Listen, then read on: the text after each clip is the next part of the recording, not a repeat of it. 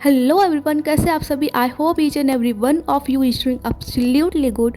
My name is Sakshi Shukla and आप सभी का तहे दिल से स्वागत करती हूँ आज के इस ब्लॉग में। आज मैं बात करने वाली हूँ अपने पूरे दिन की and at the end of the day होने वाले रिग्रेट की। देर ना करते हुए चलिए शुरू करते हैं आज का ब्लॉग।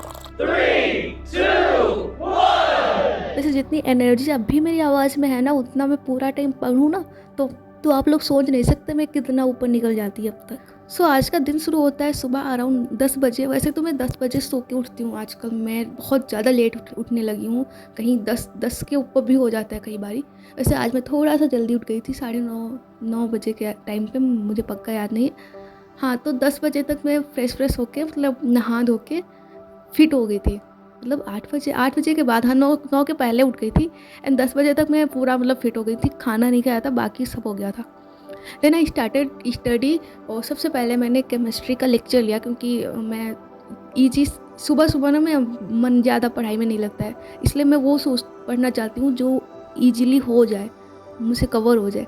तो सबसे पहले मैंने केमिस्ट्री स्टार्ट कर दिया था। लेक्चर लिया केमिस्ट्री का, उसके बाद मुझे लंच करना था। लेक्चर थोड़ा सा ही लिया था, अराउंड 32-34 मिनट ही किया था। देन लंच किया। लंच करने के बाद में थोड़ा सा ब्रेक लिया और मैं छत पे जाके घूम रही थी। वैसे आज तो धूप तो बिल्कुल भी नहीं निकली थी एंड हवा बहुत ज़्यादा ठंडी ठंडी चल रही थी। खुद को पूरी तरह से कवर करके घूमो ना उसमें, छत पे या कहीं भी, हवा में ठंडी ठंडी तो अच्छा लगता है, ठंडी में भी अच्छा लगता है।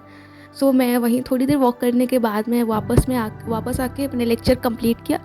एंड उसके बाद मैंने बिना ब्रेक लिए, मतलब छोटा सा ब्रेक लिया 10-15 मिनट का, मतलब वो मैंने पूरा ब्रेक नहीं लिया था। देन मैंने एनसीईआरटी रीड करी। एनसीईआरटी मैंने 2 चैप्टर्स की रीड करी थी। इसको मैंने टोटली लाइक समरी और जो भी मैंने खुद से लिखा था, और मैं पीछे से भी रीड करी थी, क्योंकि जो चैप्टर बड़े, मेरे दोनों ही चैप्टर बड़े हैं जो मैंने दोनों रीड करे।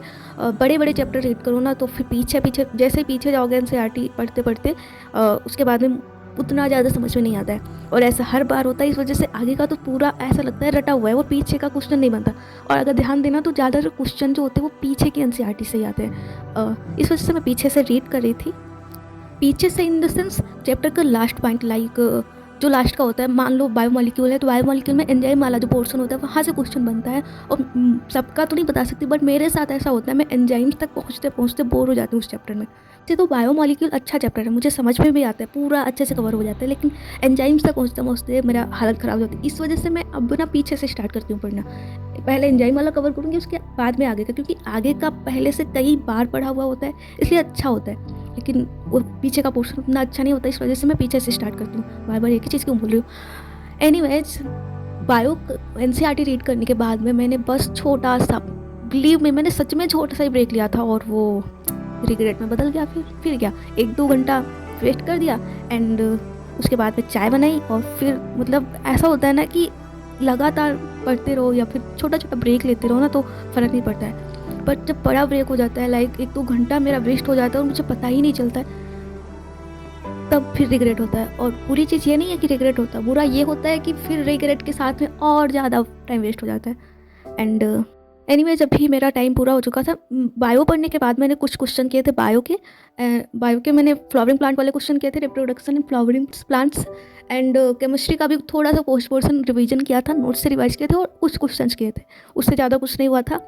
अभी का मेरा टाइम कुछ ये हो रहा है एंड मतलब अभी तक मैंने इतना ही पढ़ाई की है। रात को देखते हैं कितना पढ़ पाती हूँ। अभी तक मेरा टारगेट भी पूरा नहीं हुआ, आप लोग देख सकते हैं, इतना ही टारगेट पूरा हो पाया है। ठीक है, स्टडी में खाना वाना बना के खा के, बाकी थोड़ा घर का काम होता है वो करने के बाद में स्टार्ट करूँगी। वेल, अभी के लिए इतना ही, मिलते हैं नेक्स्ट ब्लॉग में। Bye bye, take care.